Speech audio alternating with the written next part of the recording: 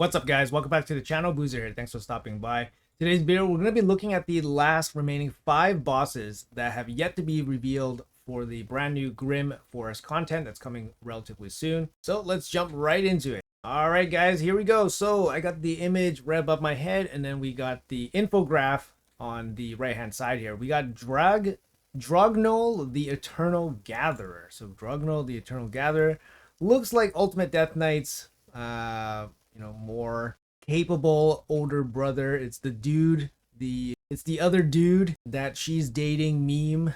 But yeah, anyways, that's Draugnell, the Eternal Gatherer. Let's check out what he can do here. It's A1 Soul Scream, Axe, AoE attack, places provoke for 2 turns.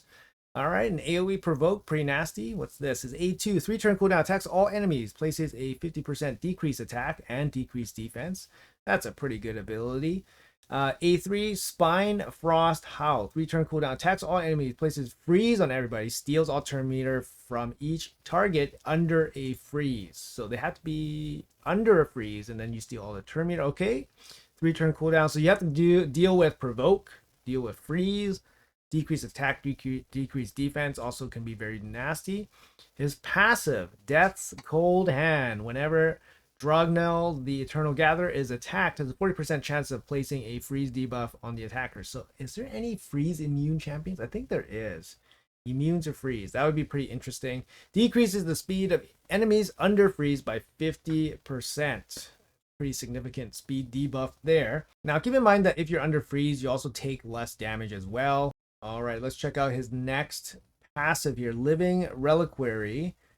Draugnell, the Eternal Gatherer, and his allies are immune to ignore defense effects. Nice. So, it's going to make him a little bit hard to kill. Reflex 50% of the damage Draugnell receives back to the attacker, so he does have reflect damage as well. If Draugnell is under an HP burn debuff, will not reflect any damage. Perfect. I was just thinking about HP burn. So, obviously, this guy, he's encased in ice. Throwing some fire at him is probably the way to take him down. So HP burn looks like the preferred debuff of choice here. He's running almighty immunities, so he's immune to all this stuff. He has awakened weakness, so obviously bring in high blessing guys. Almighty strength, max HP cannot exceed 5% of the boss's max HP. And he's lastly immune to decreased speed and turn meter effect. Doesn't say anything about poison. Doesn't say anything about poisons, whether they get the damage reduction from poisons, I feel like. So maybe poisons and HP burns is the way to take him out. But yeah, there he is. Draugnell, the Eternal Gatherer. He doesn't look too crazy. He doesn't seem too crazy. Yes, he has provokes, freeze. He'll slow you down. He has decreased defense. He'll make it harder for you to kill him because of the ignore defense stuff. By himself, he doesn't seem so bad, but obviously if he's one piece in that puzzle against the final boss fight, then having him and his passive is going to be really, really tough, because the Living Reliquary passive, immune to ignore defense effects, that's really going to hinder some of your damage, and obviously the reflect damage is going to be really bad as well. But I think if you can single him out and kill him off, then I think it's not going to be so bad. So if you guys didn't know, the final boss fight, or the main boss fight where all the big loot will drop, he will bring his goons with him, and these are 4 of the goons that he will bring in with him. But if you can pick off each of these separate bosses, then the final boss won't be as difficult, because they won't be joining the final boss. So let's move on from this and see what the next boss has in store for us. All right, so we got Isheth, the Crimson Siren, Force Affinity boss here, Grim Forest, right? Looks like Allure, I guess. Looks like Allure. I mean, lots of demons look like this. But yeah, cool aesthetic here. Let's check out what her kit has. Last Pulse, or A1, AoE attack. Increase the duration of all ally buffs by 1. Instantly activates 1 random continuous heal buff on all allies. That is a nasty A1. I mean, if this A1 ever landed on a regular champion, this would be absolutely insane. The A2, Siren's Kiss, on 3-turn cooldown, places 4 continuous heals on all allies for 3 turns. 3 turns, too. That's crazy. Instantly activates all continuous heal buffs on all allies. So it's basically like a full heal. Doom Aroma, attacks all enemies, removes all buffs from all enemies, places a seal, master seal, and a block passive skills. on all enemies for 2 turns. So block, passive, and master seal. All right, so the text on master seal. Master seal is an enhanced version of this seal debuff, which additionally blocks the effects from blessings and accepts stat boost. Okay, so master seal also blocks effects from blessings.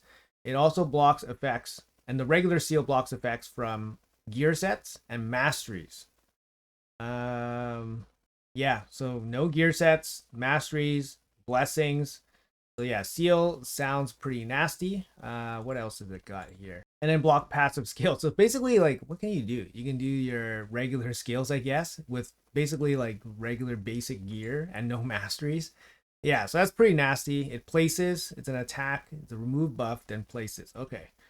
But I think affinity will matter here. Affinity still matters, so maybe she can weak hit. You can block debuffs, so yeah, not irresistible. So you gotta bring block debuffs here. Unwavering conceit, passive. The damage inflicted by Isheth, the Crimson Siren, increases by 5% for each buff she is currently under. Okay, she is under. Okay, whenever a continuous heal buff activates on any ally, fills Isheth's turn meter by 5%. So whenever a buff is activated, so continuous heal. Okay. And increases her max HP by 5% up to 100%. So a double up on her health. That's pretty wild. Second passive. Isheth and her allies are immune to damage dealt based on enemy max HP. That's a pretty good counter to Marius. Yeah. Isheth allies deal pure damage. Okay, so that means you can't reduce this damage. Okay. Interesting. That's very interesting. Obviously the ally buffs are interesting because you have to factor her in to the fight against the final boss if you don't pick her off. If you pick her off, I don't think she seems so bad. You can bring block debuffs that will shut down the master seal, that will shut down the block passive. She can heal her allies. I don't know if she's by herself or if she has minions, but and she's immune to max HP damage, and she deals pure damage. I mean, otherwise she's not too bad. Bring block debuff, she's not too bad, right? Almighty immunity, awaken weakness, unfaltering speed, and then lastly, she's flame proof. Damage from HP burn debuffs cannot exceed 1% of the boss's max HP. So there is text here that says she's flame proof, but for Draugnell, there was no text. Nope, sorry, there was text. Sorry, my bad. There is text on Draugnell as well. He is also flame proof. So same kind of HP burn, cannot exceed 1% of the boss's max HP. So that's Isheth. Not too bad, obviously, if you pick her off by herself, but together in a team, it's obviously going to be very insane. All right, up next, the next box here we have is Maximos, the Weeping Blade. Spirit affinity. Looks pretty cool, kind of like Calvalax-ish. I like this green color. But here we go. We got Maximos. Solmar Blades, A1. Attacks all enemies. All these AoE A1s. Crazy. Increases the duration of all debuffs on each target by 1 turn. Instantly activates 1 poison on each target. Okay, that's pretty nasty. A1. A2. Bringer of Desolation, 3-turn cooldown. Attacks all enemies twice. Each first hit places weaken and a poison sensitivity. Second hit places 3 poisons. What a crazy abilities. But bring block debuffs, then you're probably okay from this ability. Exude Death on the A3. 3-turn cooldown. Attacks all enemies. Increases the cooldowns of all enemies skilled by 1 turns. Kind of a lockout. Places poison debuffs on each enemy for 2 turns. Places 5% poison. Only 1? Okay, the number of poison debuffs placed on each enemy is equal to the number of skills currently on cooldown.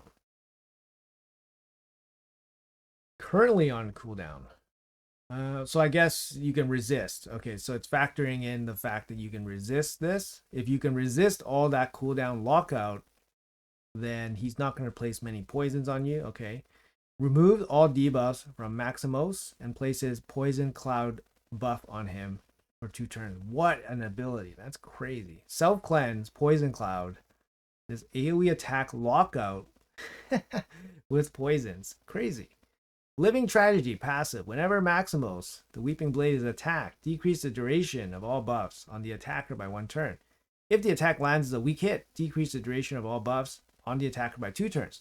So that's important because if he places Poison Cloud on himself, you will be weak hitting him non-stop. So what can we do? Block debuffs.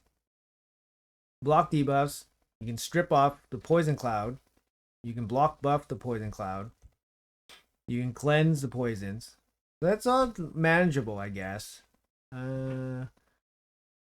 Decrease the duration. Okay. Fills Maximos' turn meter by 10% whenever he receives a weak hit. That's wild. Multi-hitters would be having a tough time against him as well. All right. Forever Weeping. A second passive here. All allies are immune to poison debuffs. Okay. He receives poison debuffs. No, enemies under poison debuffs will receive 100% more damage from poison debuffs. So that's basically just a juiced up.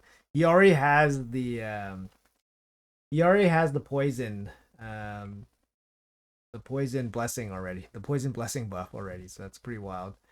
Whenever Maximos or his allies are attacked by an enemy under poison debuff, decrease the active skill cooldown of any allies targeted by the attack by 1 turn. Okay, so it's more cooldown reduction, but this die is positive on his side. Also instantly activates all poison debuffs on the attacker whenever Maximos or his allies are attacked. Wow. Instant activation when he is attacked. And he has that protection from the poison cloud. Wow. Okay. Almighty immunity. Almighty awaken weakness. Max HP cannot exceed 5% of the boss's max HP. Unfaltering speed, so he can't be decreased speed. And HP burn flameproof. Okay, so how do you beat this guy? How do you beat this guy? Block debuffs would be the best way. But he has ways to remove your buffs as well. He has that buff duration decrease, which is interesting. This poison cloud is a bit nasty, so trying to remove it or blocking it would be really, really good. He doesn't do anything against passives. Maybe somebody with a passive can kind of deal with this. Stultus would be interesting. Sending the poisons back, I guess, but poisons and weaken would be interesting. Sending it back, but yeah, it's interesting. Maximos the Weeping Blade, guys. All right, up next, the fourth boss here, Torres, the Bestial Flame Magic Affinity Boss. It's A1, Fume Cleaver. Attacks all enemies twice. Each hit has a 50% chance of increasing, instantly activating, HP burn debuff. If there are no enemies under HP burn, it has a 50% chance of decreasing the cooldown of slash and burn by 1 turn instead. 50% chance. So it's an instant activation on HP burn. 50% chance only. All right, that's pretty interesting. I mean, it's a double hit A1, so it's 50% twice. It's a pretty good chance of happening. Slash and burn, 4 turn cooldown, attacks all enemies, places HP burn for 3 turns, and block active skills for 2 turns. Block active skills is really nasty. It's really nasty because you can't really do anything about it if you're under it, right? Because, yeah, that's really nasty. 3 turn placement on the HP burn. Again, you can try to bring block debuffs to stop this. Places a counterattack buff on Torres for 2 turns, so 3 turn cooldown. Also places shield on himself for 2 turns. The value of the shield is equal to 30% of his max HP. This buff cannot be removed. So the shield can't be removed, but the counterattack can be removed. So every time he counterattacks, he's going to be hitting you with the A1, which activates the HP burn. That's interesting. And then if no enemies are under HP burn, then he's going to get 1 turn duration reduction on the slash and burn, so he's gonna get HP burns back. Okay. So, first passive, Wildfire Soul. Whenever Torres is attacked by an enemy under HP burn, extend the duration of that HP burn by 1 hit. Oh, okay, that's good. That's pretty nasty. Okay. Fills Torres turn meter by 20% per hit received whenever he is attacked by an enemy without HP burn. Will not fill his turn meter if he is also under a freeze debuff. Okay, so you freeze him, he doesn't get turn meter boost. That's interesting. That's interesting. Is that the way to do it though? I don't know. Not too sure. Freezing him. If you freeze him, then you can kind of just hit him non-stop, right? Places counterattack on himself, shields.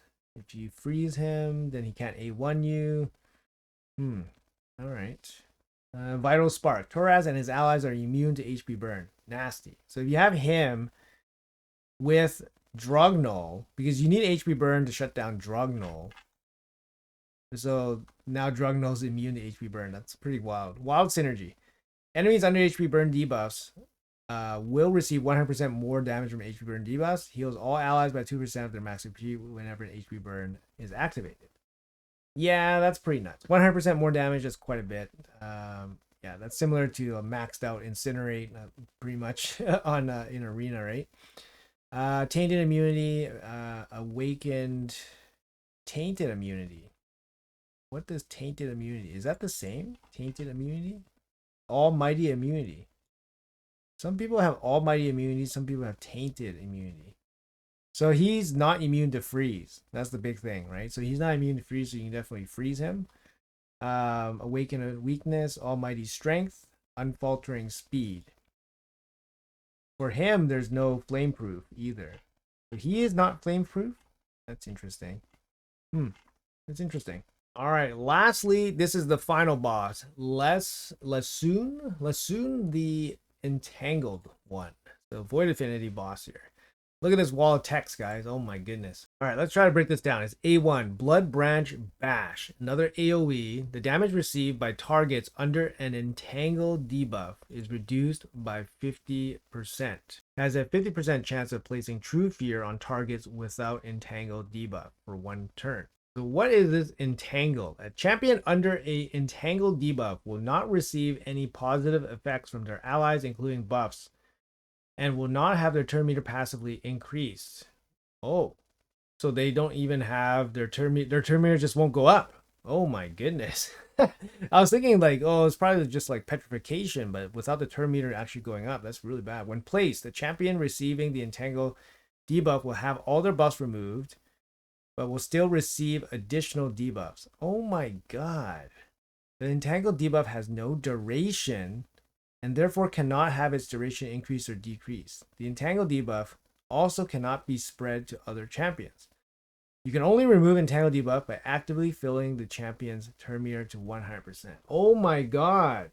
This is way crazier than petrification, because petrification, yes, it stops you from receiving buffs, but it also gives you some crazy damage mitigation. Like here it says damage is reduced by 50%. But the turn meter not increasing passively is pretty wild. So you have to actively increase the turn meter. Wow. That's tough.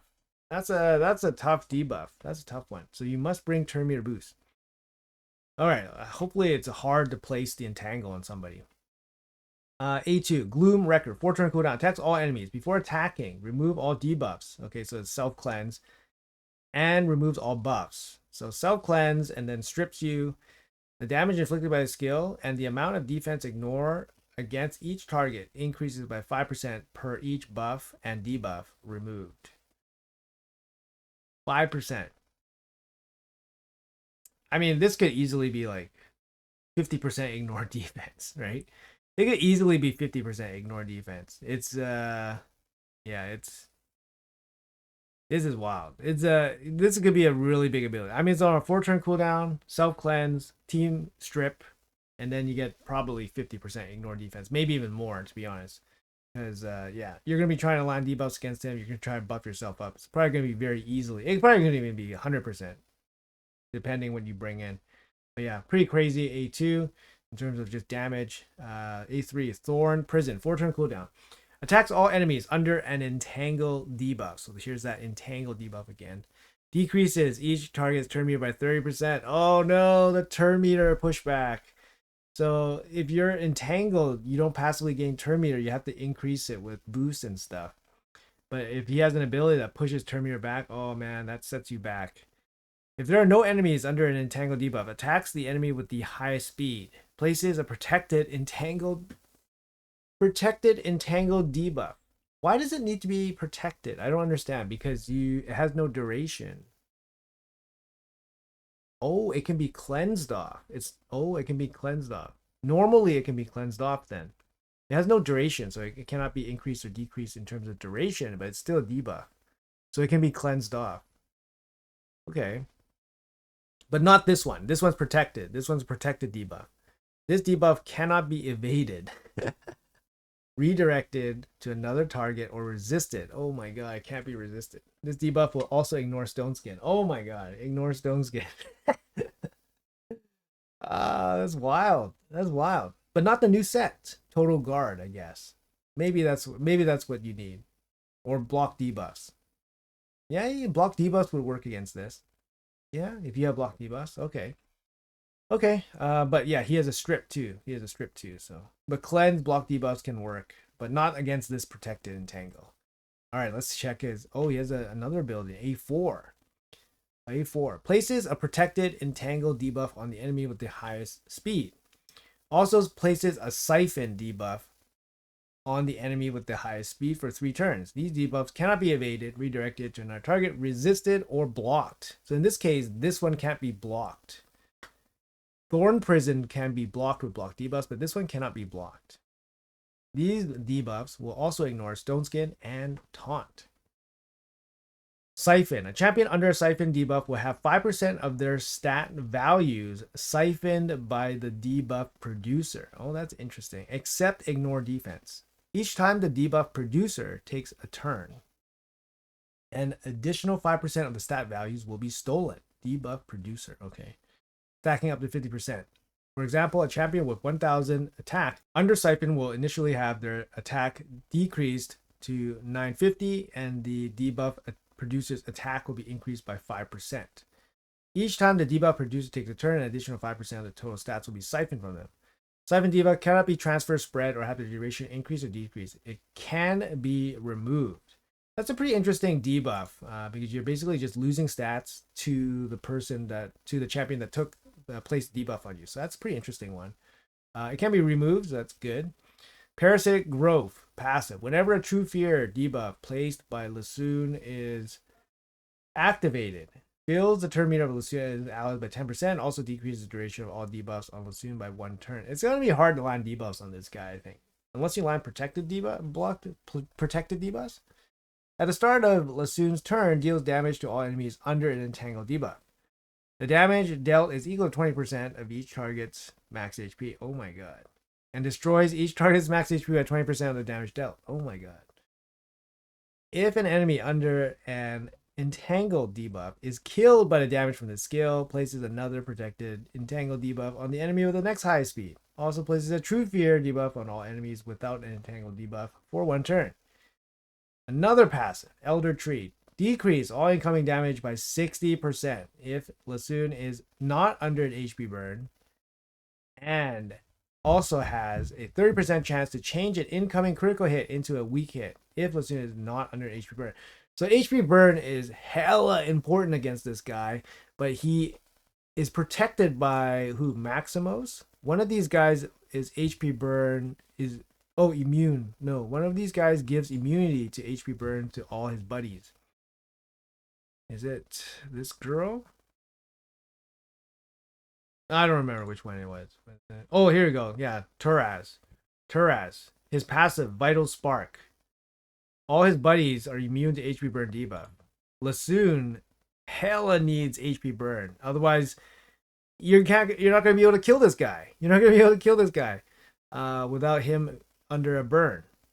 Turn meter fill effects are 30% more effective on enemies under entangle debuff if Leshun is under a HP burn. So you can have turn meter fill effects. Okay, so our turn meter fill effects are more effective if he's under HP burn. I'm just shaking my head here. Almighty Persistence. All turn meter reduction effects are decreased by 50% when used against the boss.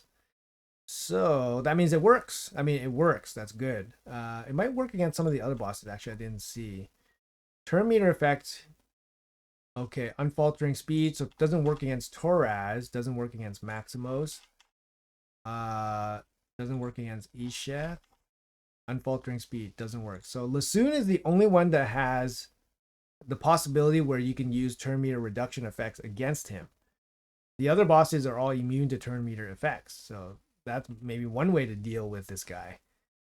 Awaken Weakness, Awaken Almighty Strength, so that's the max HP, and then Flame Proof, 1%, max HP boss. Okay, so for him, it looks like his weakness, HP burn. Turn meter reduction. You gotta reduce the turn meter. And then we need turn meter on ourselves. And then probably block debuffs too. But some of these cannot be blocked. You can't block these. Like this one. This 3-turn cooldown, you can't block this. Anyways, yeah, this sounds quite difficult, especially if he has any of his buddies with him. Torres, Maximos, Isheth, or Draugnell. If he has any of the buddies with him, it's going to be really, really hard to deal with this guy. I mean, even already just looking at his kit, it just sounds like an absolute pain to deal with.